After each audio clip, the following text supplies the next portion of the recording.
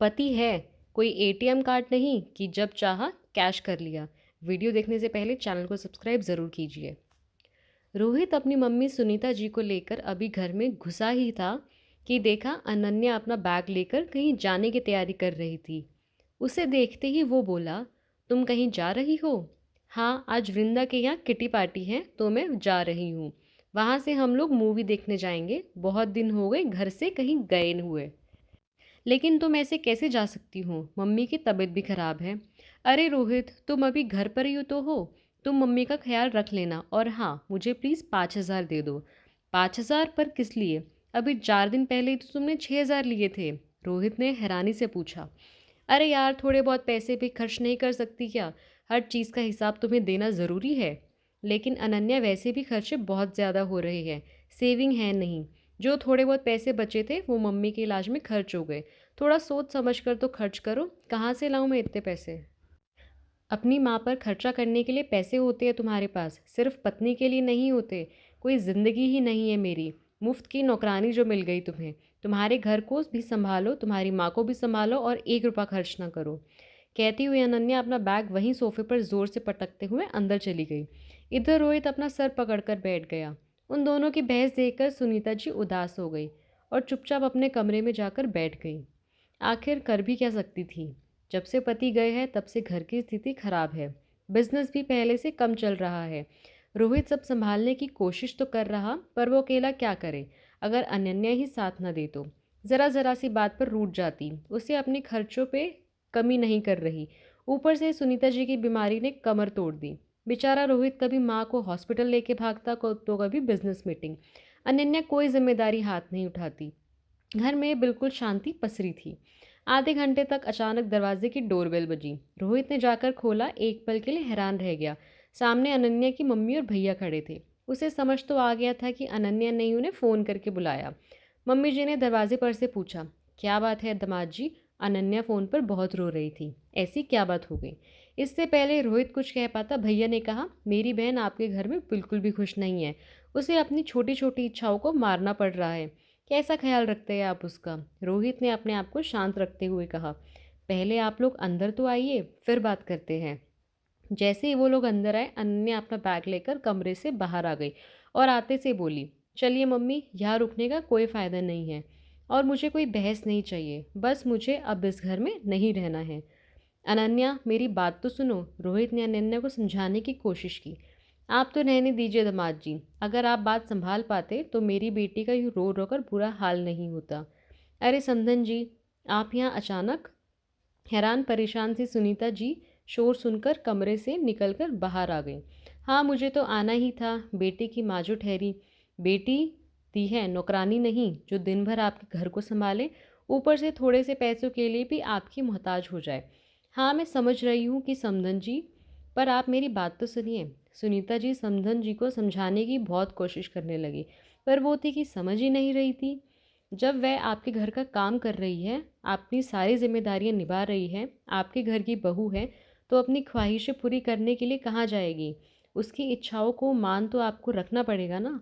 उनकी बात सुनकर सुनीता जी बोली, देखिए समदन जी, जब तक सब कुछ अच्छा चल रहा था हमने कभी भी अनन्या को पैसे देने से इनकार नहीं किया। लेकिन यहाँ कुछ समय से बिजनेस सही नहीं चल रहा। ऊपर से आए दिन मेरी तबीयत भी खराब रहती है। तो घर की बहू होने के नाते अनन्या को भी सोचना चाहिए। आखिर घर गृहस्थी है, वक्त ऊपर नीचे चलता है। कभी कम तो कभी ज़्यादा हो जाता है। हाँ, लेकिन यह कम ज़्यादा सिर्फ बहू के लिए क्यों होता है? क्या आपकी दवाइयों में कोई कमी हो रही है? आपके खाने पीने में कोई कमी? बस कमी तो मेरी बेटी के लिए है। उसकी इच्छाएं पूरी कर सको तो ले आना, नहीं तो लेकर जा रही हूँ मैं अपनी बेटी को। रोहित ने जब देखा कि उसकी सास कुछ समझने को तैयार नहीं, तो उसने सुनीता जी को शांत रहने का इशारा किया। अनन्या अपनी मम्मी और भैया के साथ वहां से रवाना हो गई। रोहित ने भी अनन्या को रोकने की कोशिश नहीं की। रोहित, तुमने उसे रोकने की कोशिश क्यों नहीं की? बेटा, छोटी छोटी बातों को रबड़ की तरह नहीं खींचते। नहीं मम्मी, ये बात तुम्हारी बहू को भी समझनी पड़ेगी कि मैं पति हूँ, उसका एटीएम कार्ड नहीं।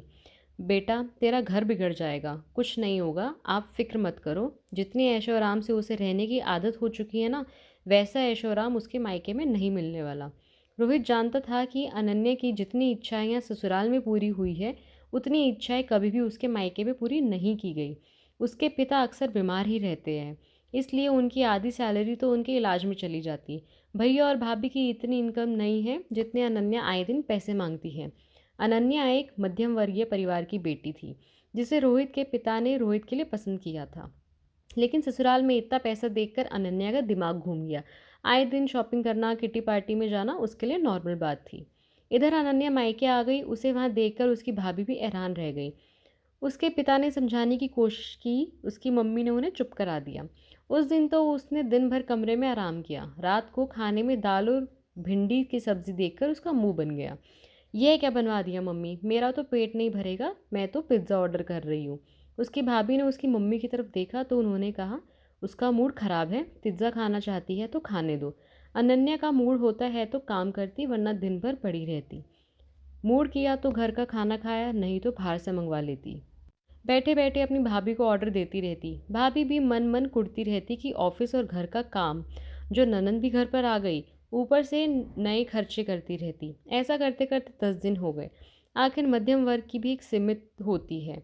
आज रविवार था तो सब लोग सुबह की चाय साथ पी रहे थे। इतने में अनन्या उठ के आई, बोली, मुझे पार्लर जाना है, थोड़ा माइंड फ्रेश हो जाएगा, प्लीज़ 5,000 दे दो। उसके बाद सुनते ही उसकी भाभी हैरानी से उसकी तरफ देखते हुए बोली, 5,000, वो भी पार्लर के लिए? ननंद रानी, यहाँ मायके में कौन सा धन रख कर गई हो आप, जो आपने जब मांगा निकाल कर दे दें? भाभी तमीज़ से बात कीजिए, मैं आपसे पैसे नहीं मांग रही हूँ, अपनी मम्मी से मांग रही हूँ। अनन्या थोड़ी बिगड़ते हुए बोली, अच्छा, पर आपको बता दूँ कि आपकी मम्मी भी इसी घर में रहती हैं, और आप शायद भूल गई ससुराल जाकर कि आपका मायका मध्यम वर्गीय है, जहाँ खर्चे इच्छाओं पर भारी हो जाते हैं। और वैसे भी आपको बता दूँ कि इस घर का खर्चा कैसे चलता है, वो हम दोनों पति पत्नी ही जानते हैं। भाभी बस, आप तो कुछ भी बोले जा रहे हो, मत भूलिए कि ये मेरा मायका है। अनन्या ने अपनी आवाज़ तेज़ करते हुए कहा। बेटा, तुम भी मत भूलो कि तुम्हारा मायका मध्यम वर्गीय है। तुम्हें 10 दिन से जिस तरह की हरकतें हम करते हुए देख रहे हैं ना, उससे तो लगता है कि गलती रोहित की है ही नहीं, बल्कि गलती तुम्हारी है। अब की बार उसके पापा ने कहा। अरे, आप क्या कहे जा रहे हो? अनन्या की मम्मी ने कहा तो उसके पापा ने डांट कर उन्हें ही चुप करा दिया। चुप रहो तुम, एक शब्द नहीं बोलोगी अब। अपनी बेटी का घर बिगाड़ने में तुमने कोई कसर नहीं छोड़ी। तुम्हारी बेटी के खर्चे देखे हैं तुमने? ये भूल गई कि ये किस जगह से निकल कर गई है। इसके ससुराल वालों का बुरा दौर चल रहा है तो वो उसके उल जलूल खर्चे पूरे नहीं कर पा रहे, तो बजाय ऐसे बुरे दौर में उनका साथ देने से ये उनको छोड़कर चली आई। और ये पढ़ी लिखी है, गंवार थोड़ी ना है जो सिर्फ मांगने के लिए हाथ फैलाती है। आत्मनिर्भर बने, किसने मना किया है? चाहती तो अपने पति के साथ बराबर कंधे से कंधा मिलाकर चल सकती थी, लेकिन नहीं, इसने तो पति को एटीएम कार्ड समझ रखा है, जब चाहा कैश निकाल लिया। इसे तो लाख गुना अच्छी मेरी बहू है जो अपने पति के साथ कंधे से कंधा मिलाकर चल रही है और इस घर के खर्चों को बराबर से देख रही है। इससे कहो कि आज अपने ससुराल जाए, नहीं तो अपना बंदोबस्त कहीं और कर ले। हम इसके बेवजह के खर्चे नहीं उठा सकते। आखिर अनन्या के पापा के आगे उसकी मम्मी कुछ ना कह पाई और उन्होंने अनन्या को ससुराल जाने के लिए कह दिया। इधर अनन्या को भी समझ में आ गया कि उसके नखरे सिर्फ पति उठा सकता है और कोई नहीं। आखिर वह लौटकर अपने ससुराल चली गई और अब वह अपने पति के साथ समझदारी से घर चलाने लगी। हालांकि गलतियां अभी भी उससे होती थी, लेकिन अपने मायके वालों से शिकायत करने की जगह वो सुनीता जी से पूछना ज़्यादा पसंद करती थी। आपको कहानी कैसी लगी कमेंट करके ज़रूर बताएं और लाइक एंड शेयर भी ज़रूर करना और चैनल को सब्सक्राइब भी ज़रूर कीजिए। आपका बहुत बहुत धन्यवाद।